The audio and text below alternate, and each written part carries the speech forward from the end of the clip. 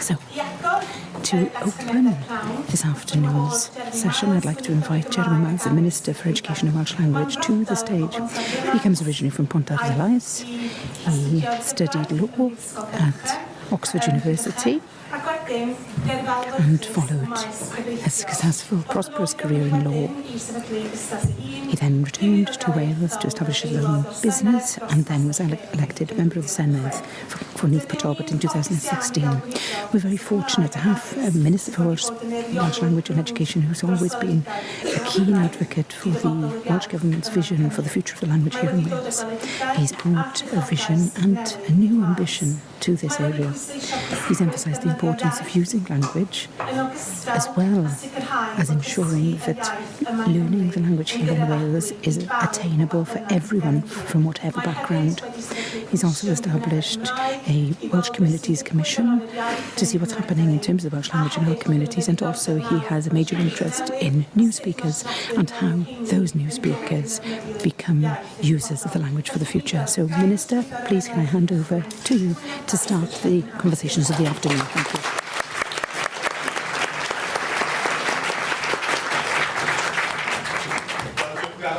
Thank you very much for that welcome, that very warm welcome to be here with you, and it really is lovely to be invited to join in this important discussion which has taken place across the day today.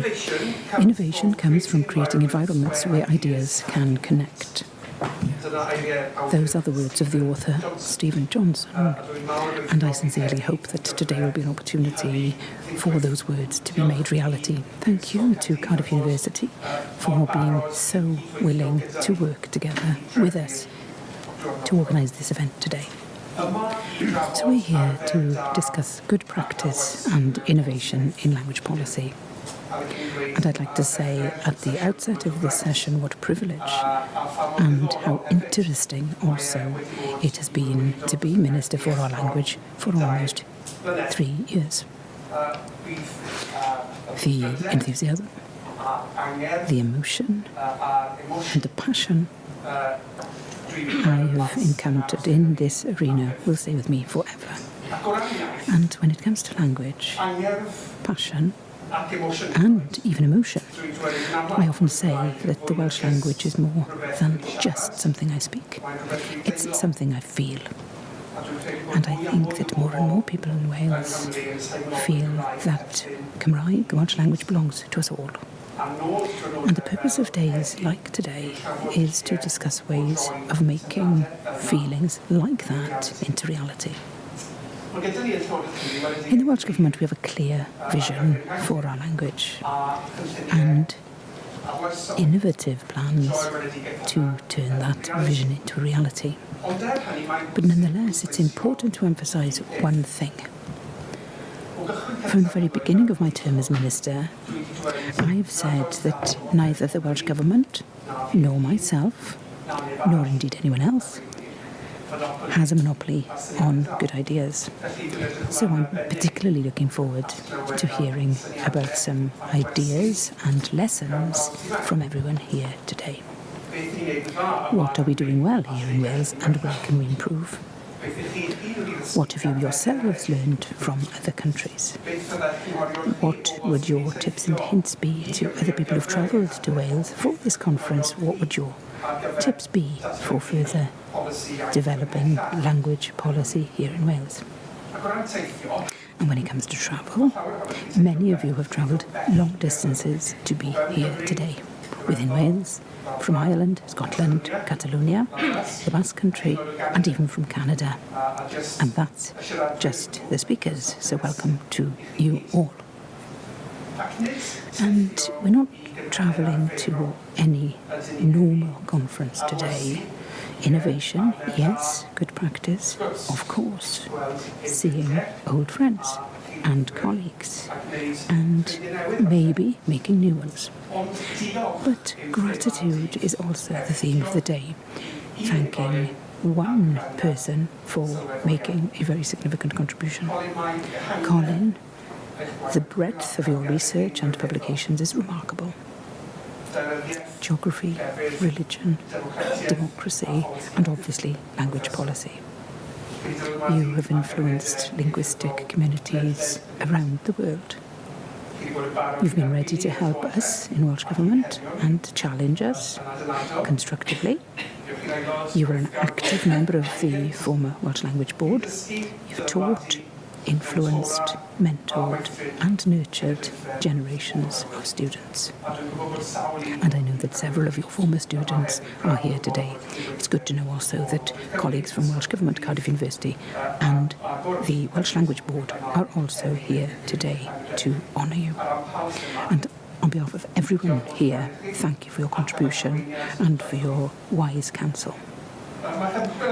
Your research and career have been valued not only here in Wales, but also internationally. And it's to those international matters that I will now turn my attention. Yes, the United Kingdom has left the European Union, but mind you, Wales has not turned its back on Europe or on the rest of the world either. We're a country looking outwards for international partnerships. We are interdependent, and we here are all part of networks and communities that weave us together. Today's conference, our membership of the NPLD, is proof of that, and I was delighted to take part in the ICML last June, which was held in Wales for the first time in 30 years. Now, most of you will know that 7 years ago we published Cymraeg 2050, an ambitious strategy for our language. Yes, 7 years ago, and it had two main goals: 1 million Welsh speakers and to double the number of us who use Welsh every day by 2050. The title of one of Colin's language papers is Wake Me Up in 2050. And I can assure you that we are alive and awake to the possibilities and the challenges in that level of ambition.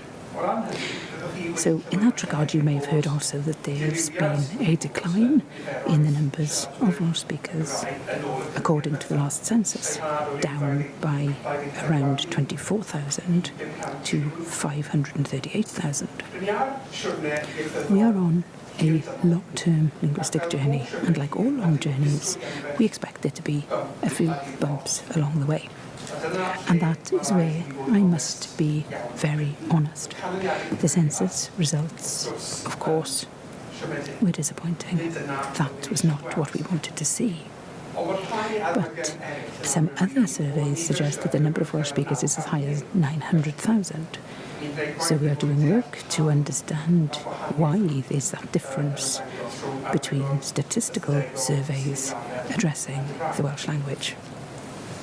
And what was uplifting during those feelings of disappointment was that everyone shared that disappointment with me, and everyone wanted the Welsh language to prosper and flourish, perhaps because more and more of us feel that Cymraeg, Welsh language, does belong to us all, no matter how much of the language we ourselves speak. So optimism is a must. We've got to stay in the game for the long term. Language policy is never done and dusted, and in terms of the long term, in terms of the future, I am seeing positive attitudes towards our language, more people learning it, more pride in it, and that it's more central to the culture and identity of our country than it was, certainly than it was when I was a child, and this is all valuable, and I welcome it, and I want more of it. We need different things too. We need innovation. And we are innovating in education through the white paper we published last year as part of the work jointly with Plaid Cymru as part of the cooperation agreement. I don't think we are creating enough Welsh speakers for the future through the education system at the moment. That's the truth of the matter. Cymraeg, Welsh language, belongs to us all in Wales, wherever we may be on the linguistic continuum. Every pupil in Wales, therefore, deserves to become a Welsh speaker. And all of us who work in the education system have a responsibility to work towards that goal. Our proposals reflect this aim and ambition for our education system.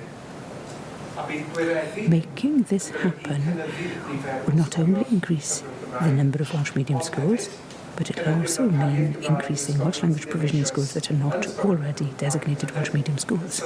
Fundamentally, we want every pupil to become a confident speaker of Welsh through the statutory education system in Wales. In terms of my politics, I am a Labour man, of course, but I'm also a member of the Cooperative Party. And we in Welsh Government are also in the process of creating more cooperative organisations to operate through the medium of Welsh. Monolingual spaces, if you like. And what does this mean in practice? We need them in a bilingual society, and many of the other countries represented here today. Well, what does this mean, really? Well, money. To be honest, money. But money to help people to help themselves, if you like. To empower them. Empower them as individuals and communities to buy and convert local pubs, for example, old chapels that may have closed, and turn them into places for people to come together in Welsh. People coming together in Welsh. And so language is a people thing. It's a social phenomenon. Language isn't simply linguistic. So in all we do to fulfill our ambitions for the language, the everyday reality for our speakers, our learners, people in Wales, that's what's going to guide us. Innovation and exchanging good practice are central to that reality, of course. So to refer back to Colin's work for the final time today, as I wake up in 2050, I want to look back on a period of innovation, of being brave, of taking the odd risk, and of learning from each other. And everyone who is here today has a part to play in that. Thank you very much.